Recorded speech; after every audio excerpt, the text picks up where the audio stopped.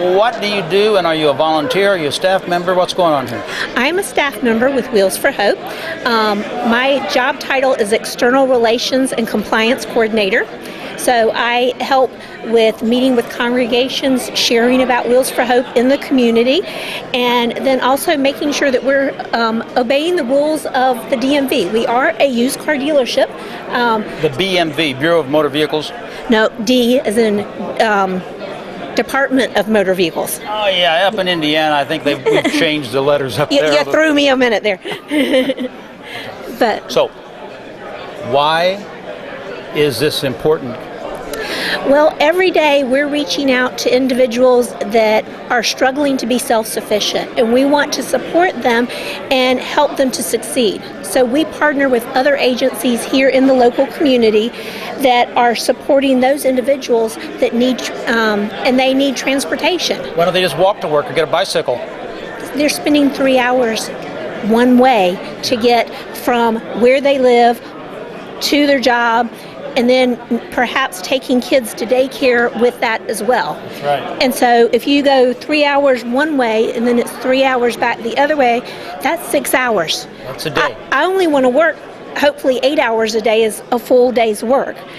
I mean, 6 plus 8, when are you going to sleep? When are you going to go to the grocery store? So you want to help them. Yes. What, get wheels, or you got something else going on here? We want to help them with vehicles that they own. So they spend $500 for the car. It's worth $2,000 to $4,000. These are cars that are donated to us. We use volunteers primarily. We've got a staff mechanic that oversees the volunteers, but these volunteers are repairing the cars. They're guys, girls too, that love cars. They know how to change the oil in the car. Maybe change the brakes. If you don't know how to do anything mechanically on a car, which I would not, if you can drive a car, you can volunteer at Wheels for Hope. This is a fundamental solution. I mean, cars, yes, vehicles, transportation. This is a huge area. You must have seen this affect lots of people in really profound ways. We're counting over 2,000 people's lives changed in the 15 years our organization has been here in the local community. I just want to say a lot of people don't realize that if their vehicle, which they assume will always be there when they get up in the morning, unless it's in the shop temporarily, if their vehicle were taken away for 2 days, 5, 2 weeks, a month, a year, they would find out a lot about themselves, wouldn't they? And about what Wheels for Hope can mean to all these people you're talking about. Very good. One thing we did as a staff as an exercise, on Google Maps, we often say, how do I drive from point A to point B? Google how long it would take you to get from your home to your workplace. It was going to take me the 3 hours a day, one way.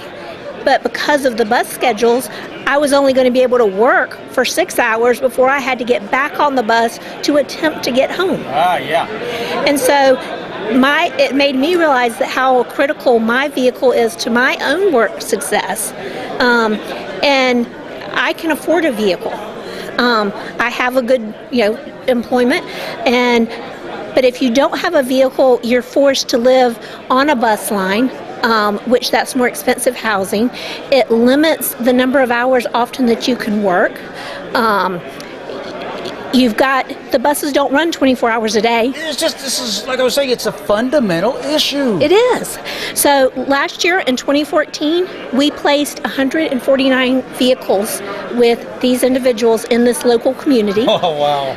They were vehicles donated to us. Wow. We can't fulfill our mission without donated vehicles. Okay, once again, this is an example of what I'm talking about when volunteers may not be going in deep with you in an hourly way or daily way, weekly, monthly involvement, but they do things that make your ministry really work in deep ways.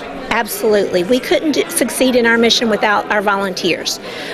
We need them, some of them do come in twice a week to work on cars. Some of them come in once a month to help us moving cars around. But they all contribute in significant ways. When we place that car, we stop all our work. we go outside and we have a car blessing with that individual. And we celebrate this successful moment with them, congratulate them on the steps they are taking in their lives, Oh, yeah. celebrate them, and give them the keys to a car they own. Oh man, this is great. You know, I changed I filled up my wife's windshield wiper fluid compartment the other day, Right. the container, and she just thought that was wonderful. Very good. So, you know, then the windows are clean. Well, Yes. if you don't even have a car to clean, then we have all these basic concerns that you're talking about. Thanks for the great example of transformational involvement. Thank you very much. I appreciate it. Now, tell them what you just told me. This thing was started. As a local mission group here with a local congregation in Raleigh, North Carolina. We started in 2000. At this point, we have a garage in Raleigh. In 2012, we started a garage in Greensboro. I'm working now with a group starting a garage in Asheville. We just hired our first Asheville staff member to get it going. We're spreading across North Carolina. Where else are we going to go? Well, I believe you because you're talking with a Carolinian accent. Oh, yes, guilty.